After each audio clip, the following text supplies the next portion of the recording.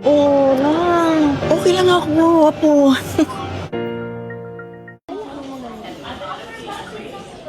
Ano na? Alam mo la, para mas okay, magpa-shingles vaccine na tayo. Madalas bang sumakit ang kamay ni Lola?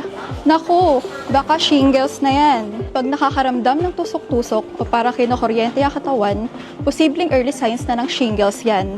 1 out of 3 adults ang pwedeng magka-shingles, lalo na pag 50 years old and up.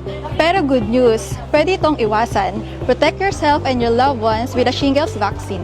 Get the shingles vaccine in any participating stores nationwide. Talk to your doctor if you're eligible for the vaccination and get vaccinated at Watson's. You can book online for schedules or visit Watson's stores and ask your friendly pharmacist on how to avail the vaccine.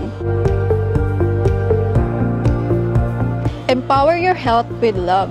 Consult your doctor and ask your Watson's pharmacist.